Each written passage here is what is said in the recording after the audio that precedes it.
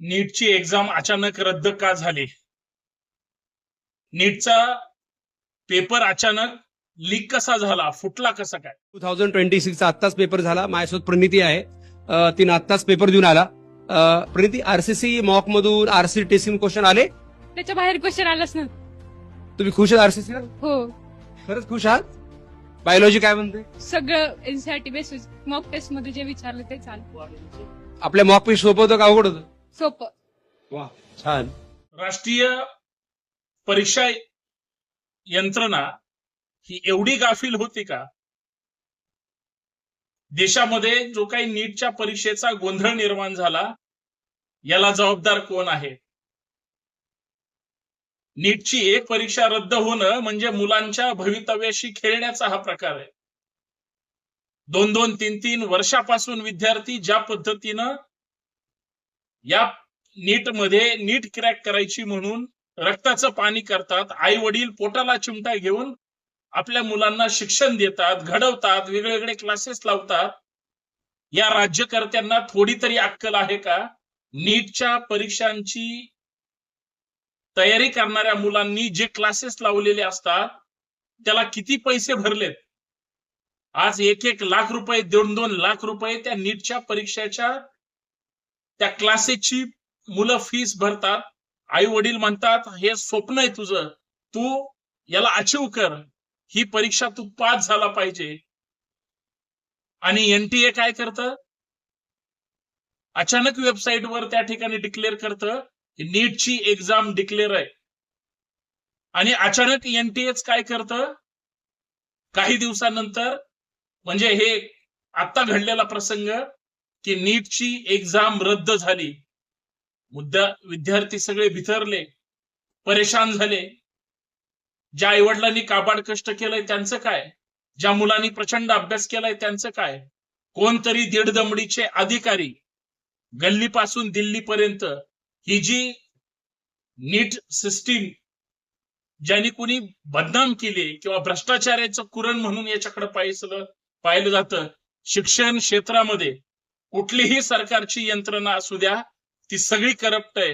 नीटच काय, साधी आरटीई मध्ये ऍडमिशनला सुद्धा काही शिक्षक हे पैसे घेऊन ऍडमिशन करतात. एवढं मोठं भ्रष्टाचाराचं रॅकेट आहे.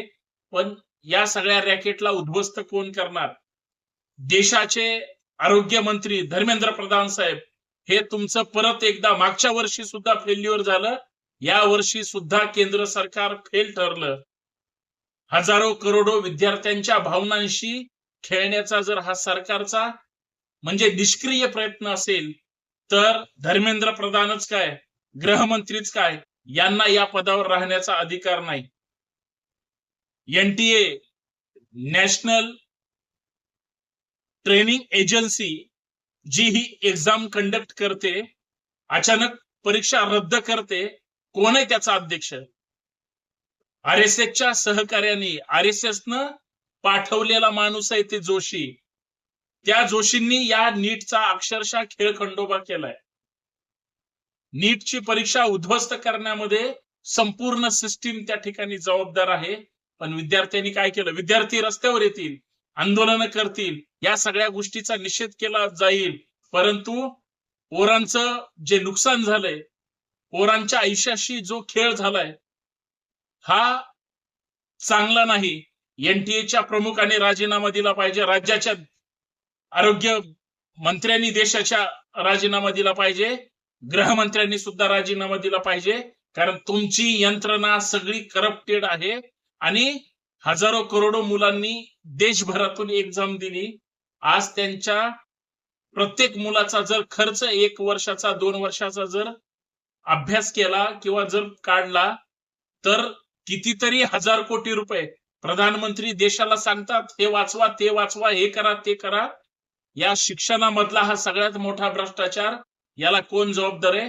नैतिक जबाबदारी स्वीकारून खरं तर राजीनामा दिला पाहिजे. ग्रामीण भागातली मुलं असतील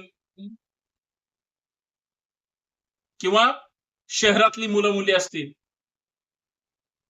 प्रचंड प्रामाणिकपणे कष्टाने, कारण यांना छक्के पंजे माहित नसतात, यांना फक्त आपल्याला चांगले मार्क्स घ्यायचे, आणि नीट क्रॅक करायची एवढंच यांना टार्गेट असतं.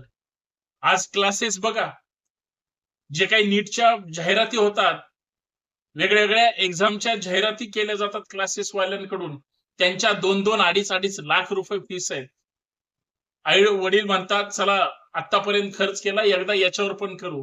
आणि त्यांच्या पदरी जर अशी निराशा, एक्झाम कॅन्सल होऊन, पेपर लीक होऊन त्या पोरांच्या भवितव्याशी, आयुष्याशी खेळ होणार असेल, तर एक संभाजी ब्रिगेडचा कार्यकर्ता म्हणून या देशाच्या राज्यकर्त्यांचा राजीनामा मागण्याचा मला अधिकार आहे. कारण आमच्या राज्यातल्या आणि देशातल्या मुलांचं नुकसान होत आहे. संतोष शिंदे शांत बसणार नाही, परंतु हे वारंवार का घडतंय? कोण भ्रष्टाचार करतंय? कोण पेपर लीक करतंय? एक नाशिकचं 20-22 वर्षाचं पोरग अटक केलं, वो तो झाकी है. मेन मासे जे मूळ मुद्दा आहे ते खरं तर पकडणं गरजेचं आहे. हे रॅकेट मोठं असणार आहे.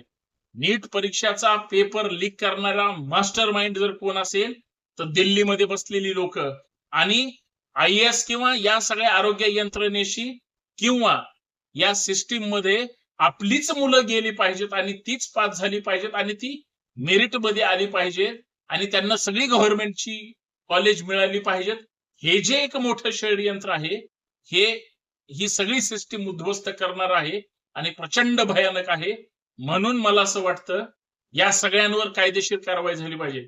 देशाच्या प्रधानमंत्र्यांना हात जोडून विनंती आहे, तुम्ही तरुणांच्या, मुला मुलींच्या भवितव्याशी अजून किती वर्ष खेळणार आहात?